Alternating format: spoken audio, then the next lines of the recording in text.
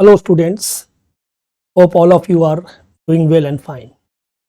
आज जो टॉपिक मैं पढ़ाने जा रहा हूँ, इस टॉपिक का नाम है सेल और रिटर्न बेसिस। उससे पहले अपना इंस्टीट्यूट का प्रमोशन के लिए कुछ बातें शेयर करना है आप लोग से। ये मेरा institute Calcutta based, south Calcutta based institute है। इस इंस्टीट्यूट के थ्रू मैं कोचिंग क्लासेस प्रोवाइड करता हूँ। कॉमर्स स्ट्रीम के लिए सब्जेक्ट्स जो मैं कोचिंग देता हूं वो है number 1 accountancy, that means financial accounting. Number 2 cost accounting. Number 3 management accounting, financial management. Number 4 taxation, both direct and indirect taxations. Number 5 business mathematics. मेरे यहाँ 3 मोड ऑफ टीचिंग है। नंबर 1 लाइव क्लासेस, मतलब offline classes. Centre south Kolkata में है, south Calcutta में है। Number 2 all over India online classes. कोई भी बोर्ड, कोई भी यूनिवर्सिटी, कोई भी इंस्टीट्यूशन हो सकता है। Number 3 pre recorded video classes. जैसे अभी ये जो वीडियो मैंने रिकॉर्ड किया, ये पहले से रिकॉर्डेड है, प्री रिकॉर्डेड है। ऊपर में दिया हुआ नंबर में आप व्हाट्सएप कर सकते हैं या इस नंबर में कांटेक्ट कर सकते हैं। अगर मेरा ये टीचिंग मेथड पसंद आया आपको तो आप ज़रूर अपने फ्रेंड से और कॉन्टैक्ट्स में शेयर कीजिए और चैनल को ग्रो करने के लिए इसे ज़रूर सब्सक्राइब कीजिए। तो चलिए सब्जेक्ट चैप्टर शुरू करते हैं। Subject accountancy. चैप्टर का नाम है, टॉपिक का नाम है सेल्स ऑन अप्रूवल। इसका एक और नाम है इस चैप्टर का, सेल्स और रिटर्न बेसिस। बहुत समय सेल्स ऑन अप्रूवल बोलते हैं, बहुत समय सेल्स और रिटर्न बेसिस। हिंदी में बोले तो सामान बिका तो बिका, नहीं बिका तो वो सामान वापस। पहले मैं आपको एक इमेज शो कर रहा हूं। इस इमेज में एक इंसान डब्बा में भर के कुछ सामान लेके आया है डिलीवरी देने के लिए। यह है डिलीवरी पर्सन जो ब्लू कलर का टी शर्ट पहना हुआ है। एक और इंसान का हाथ यहां दिख रहा है जो कोई पेपर में साइन कर रहा है और ये इस सामान का डिलीवरी लेगा। तो ये जो इंसान सामान का डिलीवरी लेके आया है, यानी सामान को डिलीवर करेगा, ये सामान भेजा कौन है? किसी सेंडर ने भेजा है। जो सामान भेजता है उसे हम लोग सेंडर कहते हैं, और जो ये सामान को रिसीव करेगा, ये इंसान जो पेपर में साइन कर रहा है, उसे हम लोग रिसीवर कहते हैं। अब सवाल है कि भेजा कौन? जो ये सामान बेचा है उसी का रिस्पॉन्सिबिलिटी है सामान भेजना। तो सेंडर कौन है? इनडायरेक्टली सेंडर है सेलर। ये सामान बेचा है, बेच के इस डिलीवरी पर्सन के थ्रू ये सामान को सेंड कर रहा है वो, इसलिए सेलर ही है यहां पर सेंडर। रिसीवर कौन है? कौन रिसीव करेगा? जो वो सामान को खरीदा है। रिसीवर इनडायरेक्टली हो गया बायर। तो इस चैप्टर में, इस टॉपिक में 2 लोगों का इन्वॉल्वमेंट जरूरी है। एक है सेंडर यानी सेलर, दूसरा रिसीवर यानी बायर। चैप्टर में एंट्री लेने से पहले एक इंपॉर्टेंट बात जान लीजिए। मैं हर स्टूडेंट को बोलता हूं हमारे यहां, मेरा सेंटर में, कि जब भी अकाउंट्स का कोई चैप्टर पढ़िए आप, तो पढ़ने से पहले यह जान लीजिए कि यह चैप्टर आप क्यों पढ़ रहे हैं और यह चैप्टर पढ़ के आप क्या सीखिएगा, और यह चैप्टर आप किसके तरफ से पढ़ रहे हैं। यह चैप्टर आप कंपनी की तरफ से पढ़ रहे हैं। खुद को आप कंपनी सोचिए। कंपनी कौन है? जो अपना सामान सेल करेगा, यानी कंपनी यहां पर हो गया सेलर। कंपनी ये सामान किसको सेल करेगा? ये सामान कंपनी सेल करता है या तो डीलर को, या तो होलसेलर को, या तो स्टॉकिस्ट को। यानी कंपनी का कस्टमर है ये लोग।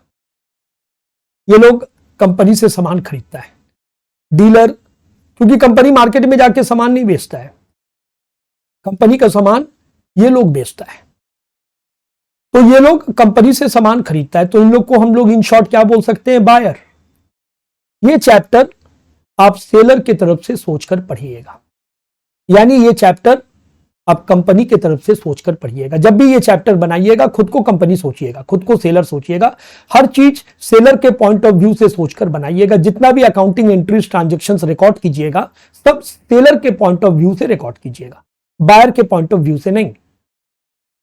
ऐसा भी हो सकता है कि सम्स में डीलर और रिटेलर का बात हो रहा है, ऐसा भी हो सकता है। तो यहां डीलर हो गया सेलर, डीलर सेल कर रहा है, इसको रिटेलर को सेल कर रहा है, रिटेलर को दे रहा है सामान। या तो स्टॉकिस्ट और रिटेलर का बात कर सकता है, या तो होलसेलर और रिटेलर का बात कर सकता है। जो भी है वो आप पढ़िएगा तो खुद समझ जाइएगा। कहने का ये मतलब है ये चैप्टर आप सेलर के पॉइंट ऑफ व्यू से बनाते हैं। अब सम्स में अगर कंपनी और डीलर है तो सेलर है कंपनी, कंपनी के पॉइंट ऑफ व्यू से सोचेंगे। सम्स में डीलर और रिटेलर है तो आप डीलर के पॉइंट ऑफ व्यू से सोचेंगे। सेकंड, मैंने बोला कि 3 बातें जानना जरूरी है। पहली बात कि ये चैप्टर आप सेलर के पॉइंट ऑफ व्यू से बना रहे हैं। दूसरी बात, ये चैप्टर में आप क्या सीखिएगा, तो सेल्स ऑन अप्रूवल ये एक टेक्निक है, मतलब ये सेल्स प्रमोशन का एक टेक्निक है, अपना सेल्स को बढ़ाने का एक टेक्निक है, सामान को बेचने का एक टेक्निक है। ये टेक्निक कंपनी अडॉप्ट करता है, ये टेक्निक कंपनी यूज करता है 3 रीजन के लिए यूज करता है। पहला रीजन, या आप बोल सकते हैं what are the objectives of sales on approval. तो पहला रीजन क्या है कि आपको नया प्रोडक्ट मार्केट में बेचना है, नया प्रोडक्ट लॉन्च करना है। दूसरा रीजन क्या हो सकता है, आप नया मार्केट एक्सप्लोर कर रहे हैं, यानी नया मार्केट आप क्रिएट कर रहे हैं अपना सामान के लिए। तीसरा, आप कस्टमर्स बढ़ाना चाहते हैं, नया कस्टमर क्रिएट करना चाहते हैं, न्यू प्रोस्पेक्टिव कस्टमर। तो ये सेल्स ऑन अप्रूवल एक ऐसा टेक्निक है जिस टेक्निक से आप न्यू प्रोडक्ट मार्केट में बेच रहे हैं, या तो न्यू मार्केट में बेच रहे हैं, नया मार्केट तैयार कर रहे हैं, या तो आप पुराना ही मार्केट में कस्टमर्स को बढ़ा रहे हैं। थर्ड, इस चैप्टर में हम लोग क्या सीखेंगे, इस चैप्टर में हम लोग सीखेंगे कि ये जो टेक्निक कंपनी अडॉप्ट करता है सेल्स ऑन अप्रूवल का, ये एक टेक्निक है, ये टेक्निक में अकाउंटिंग एंट्रीज कंपनी के पॉइंट ऑफ व्यू से, यानी सेलर के पॉइंट ऑफ व्यू से अकाउंटिंग एंट्रीज किस तरह से रिकॉर्ड होता है। तो सेल्स ऑन अप्रूवल का और एक नाम क्या है, सेल्स और रिटर्न बेसिस। डेफिनेशन में आते हैं, सेल ऑन अप्रूवल और सेल और return basis is a contract between seller and prospective buyer. Seller और बायर के बीच में एक कॉन्ट्रैक्ट हो रहा है। शुरू में इमेज में आप देखे थे कि कोई इस पे साइन कर रहा है, कौन साइन कर रहा है, बायर। और इस कॉन्ट्रैक्ट में क्या लिखा हुआ है, that seller will send the goods to the buyer. Seller सामान भेजेगा बायर को, यानी कंपनी और डीलर को लेकर चलिए। आप कंपनी के पॉइंट ऑफ व्यू से ये चैप्टर बना रहे हैं, सेलर के पॉइंट ऑफ व्यू से कंपनी यहां सेलर है। सेलर अपना बायर डीलर को सामान दिया कंडीशन के साथ, with the condition that buyer can return the goods within the period mentioned in the contract. Contract में एक टाइम मेंशन रहता है, कुछ समय सीमा बांध दिया जाता है। जैसे देखिए यहां कंपनी सेलर है, कंपनी जब अपना डीलर को सामान दे रहा है तो एक समय बांध दे रहा है। फॉर एग्जाम्पल, कंपनी 1 नवंबर को होलसेलर को सामान दिया या डीलर को सामान दिया, 3 महीना का टाइम दिया कि 3 महीना के अंदर इस सामान को आप बेचने का कोशिश कीजिए। ये 3 महीना का जो पीरियड है कहां जाके एंड होगा, नेक्स्ट ईयर 31 जनवरी में जाकर एंड होगा। बोला इस 3 महीना के अंदर आप सामान को बेचिए, बेच के मुझे पैसा दीजिएगा। अभी आपको पैसा देने का जरूरत नहीं है, अभी हम आपको सामान क्रेडिट में दे रहे हैं। 3 महीना के अंदर सामान बिक गया तो मुझे मेरा पैसा लौटा दीजिए, सामान नहीं बिका तो समय के अंदर मुझे मेरा सामान सही सलामत लौटा दीजिए। ये जो एग्रीमेंट बना है, इस एग्रीमेंट को कहते हैं सेल्स ऑन अप्रूवल। और ये एक तरह का सेल्स प्रमोशन टेक्निक है। सेलर और बायर, कंपनी और डीलर के बीच में जो एग्रीमेंट हुआ उसमें समय सीमा बांध दिया जाता है, उस समय के अंदर सामान को बेचना पड़ता है, नहीं तो सामान को लौटाना पड़ता है। नेक्स्ट, यहां पर section 24 of the sale of goods act 1930 applicable होता है। सेक्शन 24 में क्या लिखा है? Provide that where goods have been sent on approval basis the ownership in the goods passes to the buyer. हम लोग क्या जानते हैं कि एक सामान जब हम लोग किसी को बेच देते हैं तो उसका टाइटल ऑफ ओनरशिप ट्रांसफर हो जाता है। सेल्स ऑन अप्रूवल बेसिस में सामान का ओनरशिप कब ट्रांसफर होगा? जब बायर एक्सेप्ट कर लेगा ये गुड्स को। ये जो वर्ड देख रहे हैं ये इस चैप्टर का एक कोर वर्ड है। इस चैप्टर में एक्सेप्ट, बायर एक्सेप्ट कर लिया मतलब सामान सेल हो गया, सोल्ड। ये वर्ड को अच्छा से पहचान के रखिए, अक्सर आएगा ये क्वेश्चन जब आप सॉल्व करेंगे तो अक्सर ये आएगा। तो बायर एक्सेप्ट कर लिया कि हां हम सामान को बेचेंगे, हम सामान को बेच दिए। जहां बोलेगा एक्सेप्ट कर लिया इसका मतलब समझ जाइए कि बायर सामान को बेच दिया। तो sale of good act 1930 section 24 बोल रहा है कि ओनरशिप तब ट्रांसफर होगा जब बायर एक्सेप्ट कर लेगा कि हम सामान को बेच दिए। या number 2, if the buyer does not inform the seller regarding his approval और rejection to the seller but retains the possession of the goods beyond the expiry of specified time limit. क्या मतलब हुआ कि बायर यानी dealer कोई information नहीं दिया company को, सामान को अपने पास रखा है और जो 3 महीना का मोहलत दिया गया था, 3 महीना का वक्त दिया गया था, वो वक्त भी पार कर गया, सामान को लौटाया नहीं, तो ऐसा में यह मान लिया जाएगा कि ओनरशिप ट्रांसफर्ड यानी सामान बिक गया। क्योंकि कंपनी बोल दिया था कि देखो भाई जब सामान बिकेगा हमको तुरंत बताना, तुम नहीं बताओगे तो हम यही मानेंगे कि सामान नहीं बिका और समय के अंदर मेरा सामान को लौटा देना। यहां यह बताया भी नहीं और समय के अंदर सामान को लौटाया भी नहीं, बायर यानी डीलर कंपनी को नहीं लौटाया, तो ऐसा में भी यह मान लिया जाएगा कि यह सामान बिक गया।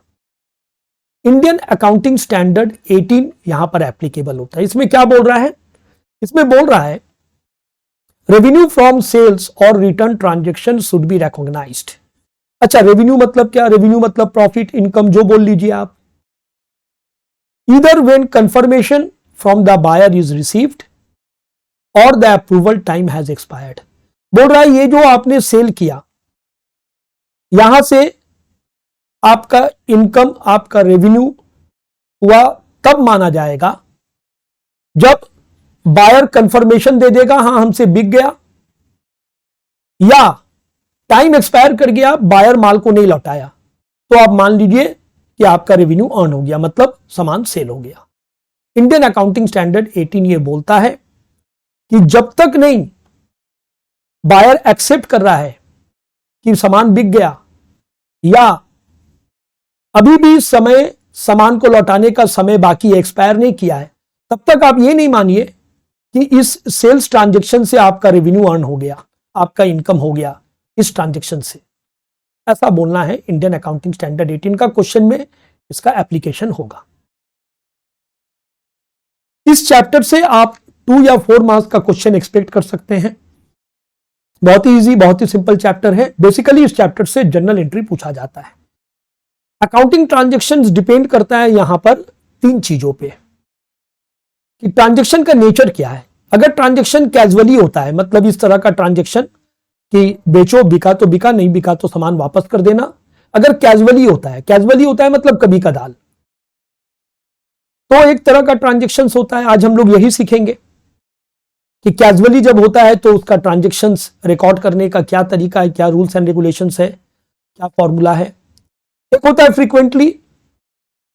फ्रीक्वेंटली मतलब हमेशा होता है, मतलब कैजुअली नहीं, कभी कदाल नहीं, हमेशा एक दूसरे को सामान देता है, सेलर बायर को सामान देता है बेचने के लिए। ये कभी और हम लोग पढ़ेंगे, इसका भी वीडियो हम अलग से बनाएंगे। और न्यूमरसली जब मेनी मतलब हर महीना, हर हफ्ता या हर साल, न्यूमरसली मतलब बहुत सारे ट्रांजेक्शन्स होता है। आज जो हम लोग पढ़ने जा रहे हैं वो है कैजुअली, यानी ये ट्रांजेक्शन कैजुअली होता है, कभी कदाल होता है, फ्रिक्वेंटली नहीं होता है। इस चैप्टर में बेसिकली आपको जर्नल एंट्रीज रिकॉर्ड करना है और हमेशा याद रखिए आप सेलर के पॉइंट ऑफ व्यू से ये करने जा रहे हैं। वीडियो बहुत ज्यादा लेंदी हो जाएगा, इसलिए इस पार्ट में सेल्स ऑन अप्रूवल पार्ट 1, इसमें मैं चैप्टर का इंट्रोडक्शन दिया, कंसेप्ट क्लियर किया और जर्नल एंट्रीज कैसे रिकॉर्ड होता है, उसका रूल्स क्या है, उसका फॉर्मूला क्या है कैजुअल ट्रांजेक्शन्स के लिए, वो मैं डिस्कस करने जा रहा हूं। धीरे धीरे इस चैप्टर का पार्ट 2 पार्ट 3 आएगा और इस चैप्टर का हम लोग आगे का पार्ट में सम्स सॉल्व करेंगे। मेरा इंस्टीट्यूट से जो स्टडी मटेरियल प्रोवाइड किया जाता है, जो स्टडी नोट्स प्रोवाइड किया जाता है, वो जो लोग मेरे इंस्टीट्यूट में एनरोलमेंट करवाएं उन लोग को स्टडी मटेरियल इंस्टीट्यूट की तरफ से मिला होगा। तो उस मटेरियल के अंदर जो सम्स है वो सम्स हम यहां सॉल्व करेंगे। जिन लोगों के पास मेरा मटेरियल नहीं है, जो ये वीडियो देख रहे हैं, तो ये वीडियो में भी वो सम्स आएगा, तो उसको आप कॉपी में नोट डाउन कर लेंगे। पहला ट्रांजेक्शन, एक बात ध्यान रखिए हमेशा, आप यहां पर कंपनी है, कंपनी डीलर को सामान दे रहा है कि भाई ले जाओ सामान बेचो। कंपनी ने सामान भेजा, सेंड किया, इसको डीलर को सामान सेंड किया। तो एक तरह से कंपनी 2 या 3 महीना के लिए, एग्जाम्पल लेते हैं कि 1 नवंबर को सामान दिया, 3 महीना का टाइम दिया, 3 महीना के लिए उसको सामान दिया कि बेच के पैसा सामान देना, बेच के पैसा देना, और नहीं बिके तो समय के अंदर तुम मेरा सामान लौटा देना, और बिक जाए तो तुरंत बताना। तो जब कंपनी उसको सामान भेजा, जिसको हम लोग बोलते हैं गुड्स सेंट, गुड्स मतलब सामान, सेंट मतलब भेजना, ऑन अप्रूवल मतलब जब तक नहीं तुम बोलोगे हम ये मान लेंगे नहीं बिका, और नहीं बिके तो मेरा सामान टाइम में वापस कर देना। ये एक तरह का क्रेडिट सेल है। कंपनी के पॉइंट ऑफ व्यू से सोचिए, कंपनी उसको उधार में सामान दे रहा है, क्रेडिट में सामान दे रहा है। तो कस्टमर को सामान दे रहा है, customer means debtor. Journal entry होगा sundry debtor account debit to sales account. Class 11 में आप लोग पढ़े हैं गोल्डन रूल्स, मॉडर्न रूल भी पढ़े हैं।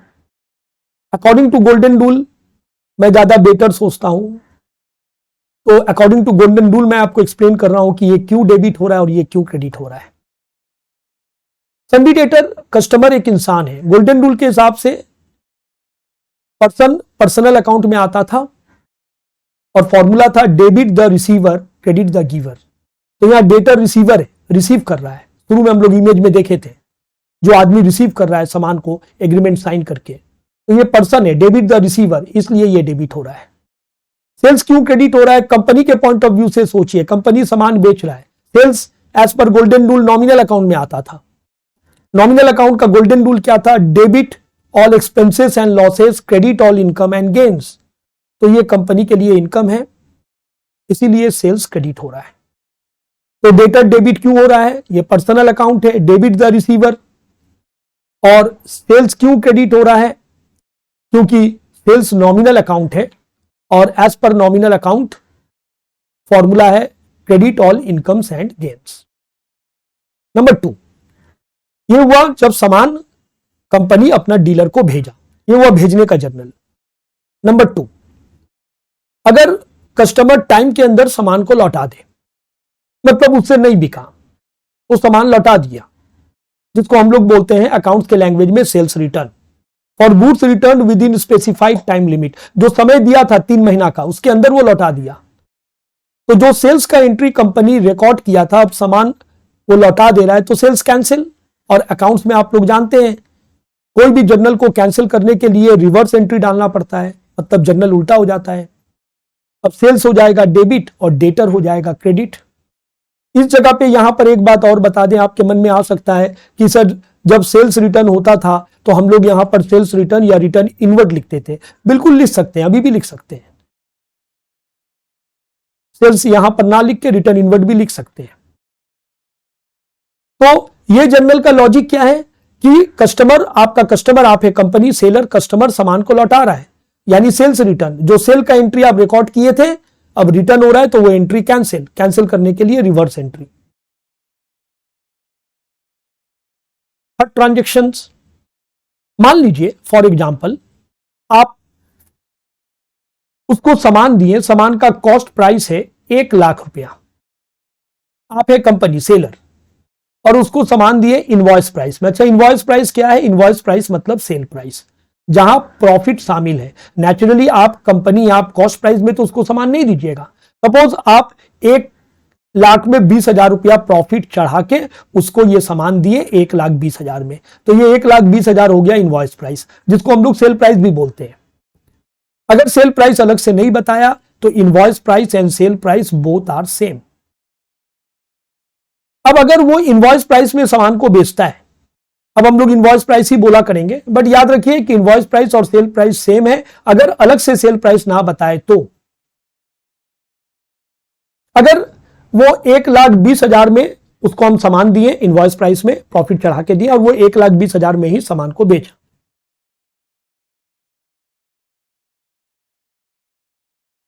तो अगर वो इनवॉइस प्राइस में सामान को बेचा तो और कंपनी को जर्नल रिकॉर्ड करने का जरूरत नहीं है, क्योंकि कंपनी जब उसको सामान भेजा था, यानी वो भी एक तरह का सेल है, क्रेडिट सेल, उस समय कंपनी ऑलरेडी सेल्स का एंट्री रिकॉर्ड कर चुका है नंबर 1 में। फिर से रिकॉर्ड मत कीजिए, वरना डबल रिकॉर्ड हो जाएगा, क्योंकि आप जब सामान उसको दिए थे तो आप तो सेल्स का एंट्री रिकॉर्ड किए, जनरल डाले हैं, फिर क्यों? लेकिन मान लीजिए वो इन्फॉर्म कर रहा है कि मैंने ये सामान को 1,30,000 में बेचा है, यानी अब सेल प्राइस और इनवॉइस प्राइस सेम नहीं है, दोनों डिफरेंट हो गया। आपने जब उसको सामान दिया था, आपने इनवॉइस प्राइस में रिकॉर्ड किया था, ये देखिए आईपी मतलब इनवॉइस प्राइस, आपने यहां 1,20,000 दिखाया था, वो बता रहा है 1,30,000 में बेचा है, तो 10,000 ज्यादा में बेचा है, यानी 10,000 का ट्रांजेक्शन आपके घर में छूटा हुआ है, क्योंकि आपने तो 1,20,000 में ट्रांजेक्शन को रिकॉर्ड किया है। तो 10,000 के लिए फिर से आपको ट्रांजेक्शन रिकॉर्ड करना पड़ेगा, कौन सा? यानी 10,000 का सेल्स और दिखाना पड़ेगा आपको, फिर से ये जर्नल डालना पड़ेगा। तो फॉर्मूला नंबर 3 दो पार्ट में बटा हुआ है। 3 का ए क्या बोल रहा है, थोड़ा ट्रांजेक्शन को समझिए। If customer accept the good, मैंने क्या बोला था इस चैप्टर में? एक्सेप्ट, एक्सेप्टेड, ये सब का मतलब होता है सोल्ड। कस्टमर बोल रहा है मैंने बेच दिया, और वो सामान को नहीं लौटाएगा क्यों? जब वो बेच दिया वो बोल रहा है मैंने ज्यादा दाम में बेचा, at a price higher than invoice price. जैसे कि 1,20,000 में दिए थे आप सामान, वो 1,30,000 में बेचा, 10,000 रुपया ज्यादा में बेचा, तो वो 10,000 रुपया का ट्रांजेक्शन और भी सेल आपको दिखाना पड़ेगा, क्योंकि आपने 1,20,000 का ट्रांजेक्शन रिकॉर्ड किया था, और भी 10,000 का आपको सेल्स वाला एंट्री रिकॉर्ड करना पड़ेगा। वापस से ये जर्नल आएगा, 10,000 का एंट्री आएगा। देखिए जर्नल में क्या बोल रहा है, sundry debtor to sales higher price minus invoice price, 1,30,000 minus 1,20,000, यानी 10,000 के लिए ये एंट्री डालना है। आपके मन में क्वेश्चन आ सकता है कि सर उल्टा भी तो हो सकता है, मैंने 1,00,000 का सामान उसको 1,20,000 में दिया था, और सपोज कीजिए वो 1,10,000 में बेच रहा है। बिल्कुल हो सकता है, कम में भी बिक सकता है। अगर कम में बिका तो क्या होगा? आपने जब शुरू में उसको सामान दिया था, आपने लेकिन 1,20,000 रिकॉर्ड किया था, 1,20,000 के लिए ये सेल्स वाला जर्नल डाला था। अब वो बोल रहा है कि मैंने 1,10,000 में बेचा है, दैट मीन्स आपने 10,000 का सेल्स ज्यादा दिखा दिया है। अब आपको फिर 10,000 का सेल्स कैंसिल करना पड़ेगा, और कैंसिल करने का रूल है एंट्री फिर से रिवर्स।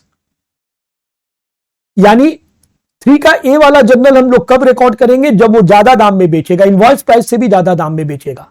और 3 का बी हम लोग कब रिकॉर्ड करेंगे? जब वो कम दाम में बेचेगा। क्या बोल रहा है? At a lower price than the invoice price. तो कम दाम में अगर बेचेगा तो आप तो सेल्स ज्यादा दिखा चुके हैं, आप 1,20,000 का सेल्स दिखा चुके हैं, हालांकि वो 1,10,000 में बेचा है, आप 10,000 का सेल्स ज्यादा दिखा दिए, तो 10,000 का सेल्स कैंसिल करने के लिए इसका रिवर्स एंट्री पास करना पड़ेगा। Sales account debit to sundry debtor 3 का बी। तो यहां एक बात आप अच्छा से समझ लें, आपने इनवॉइस प्राइस में सामान दिया, उसने भी इनवॉइस प्राइस में सामान को बेचा, कोई अलग से और जर्नल रिकॉर्ड करने का जरूरत नहीं है, क्योंकि आपने नंबर 1 में जब ये सामान उसको भेजा था, सेल्स का एंट्री रिकॉर्ड कर चुके हैं इनवॉइस प्राइस में। बट अगर वो ज्यादा दाम में बेचता है, इनवॉइस प्राइस से भी ज्यादा दाम में, तो फॉर्मूला नंबर 3 का ये डालना पड़ेगा, या कम दाम में बेच रहा है तो फॉर्मूला नंबर 3 का बी डालना पड़ेगा। नेक्स्ट, टोटल 5 जनरल एंट्रीज है, इस 5 ही के अंदर ये चैप्टर का सारा चीज बना हुआ है। फोर्थ ट्रांजेक्शन क्या है? मान लीजिए ईयर एंडिंग आ गया, जैसे मैंने एग्जांपल लिया था कि आप उसको 1 नवंबर में सामान दिए, देकर 3 महीना का टाइम दिए, ये पीरियड जाकर एंड होता है नेक्स्ट ईयर 31 जैन, बट देखा जा रहा है 31 दिसंबर में आप अपना ईयर एंडिंग करने वाले हैं, आपका ईयर एंड होता है यहां 31 दिसंबर तक कोई इंफॉर्मेशन नहीं है उसके पास से। आप क्या मान लीजिएगा, सामान बिका या नहीं? आप यही मान लीजिएगा सामान नहीं बिका। क्यों? क्योंकि जब आपने ये सामान उसको दिया था, आप ये बात बोल दिया था कि देखो अगर सामान बिक जाए तो मुझे तुरंत बताना। जब तक नहीं तुम्हारे पास से कोई इंफॉर्मेशन आ रहा है, हम तो यही मानेंगे कि सामान तुमसे नहीं बिका। 31 दिसंबर तक कोई इंफॉर्मेशन नहीं आया, आपको ईयर क्लोज करना है, ईयर एंड करना है, बट आप ये सामान वापस भी नहीं मांग सकते हैं क्योंकि अभी भी 1 महीना का टाइम है उसके पास। ऐसा सिचुएशन में आपने जो शुरू में सेल्स दिखाया था फॉर्मूला नंबर 1 में, उसको कैंसिल करना पड़ेगा, क्योंकि 31 दिसंबर तक वो माल नहीं बिका है। तो आप जो सेल्स का एंट्री रिकॉर्ड करके रखे हैं नंबर 1 में, वो डमी सेल्स हो गया, उसको कैंसिल करना पड़ेगा। यहां अकाउंटिंग स्टैंडर्ड 18 एप्लीकेबल हो जाता है, जो हम लोग शुरू में पढ़े। अकाउंटिंग स्टैंडर्ड 18 क्या बोल रहा है कि तब तक इसको तुम सेल्स नहीं मानो या तब तक तुम इसको इनकम नहीं मानो, रेवेन्यू मींस इनकम, जब तक नहीं वो एक्सेप्ट कर ले या जब तक नहीं सामान को लौटाने का समय सीमा पार कर जाए, तब तक इसको तुम सेल्स नहीं मानो। तो 31 दिसंबर में हमको ईयर एंड करना है, 31 दिसंबर तक वो एक्सेप्ट नहीं किया सामान को, मतलब उससे नहीं बिका है, और सामान वो लौटाया भी नहीं है और लौटाएगा भी नहीं क्योंकि अभी भी समय बाकी है, समय पार नहीं किया है, आप उससे वापस नहीं मांग सकते हैं। तो ऐसा में क्या हुआ, अकाउंटिंग स्टैंडर्ड 18 के हिसाब से ये अभी तक सेल्स हुआ नहीं है। तो जो 1 नंबर में सेल्स आप डाले हैं वो डमी सेल्स हो गया, अब उसको कैंसिल करिए। At year ending for goods yet to be confirmed, साल का अंत में सामान अभी तक कंफर्म नहीं हुआ, मतलब उसने एक्सेप्ट नहीं किया, मतलब उससे सेल नहीं हुआ। And for which specified time limit has not expired, समय अभी तक बाकी है, समय पार नहीं किया है। तो ऐसा में आपको मान लेना पड़ेगा सेल्स नहीं हुआ। तो पहला जो जर्नल था sundry debtor account debit to sales, उसको कैंसिल कीजिए, वो एक डमी सेल्स बन गया। कैंसिल करने के लिए रिवर्स एंट्री, इनवॉइस प्राइस। अब जब आप कैंसिल कर दिए, फिजिकली ये सामान आपका गोडाउन में नहीं है, कस्टमर के पास पड़ा है, आपको ऑन रिकॉर्ड ये सामान को क्लोजिंग स्टॉक में शामिल करना पड़ेगा। ट्रांजेक्शन नंबर 5, फॉर्मूला नंबर 5 क्या लिख रहा है, देखिए पहले ट्रांजेक्शन में, for including such unconfirmed goods with customer into stock. क्या मतलब हुआ, शामिल कर लो वो सामान जिसका कंफर्मेशन नहीं आया है, ईयर एंड हो रहा है, हालांकि सामान आप वापस ले नहीं सकते, उसके पास पड़ा है, आप अपना स्टॉक में उसको शामिल कर लो, ऑन रिकॉर्ड शामिल कर लो।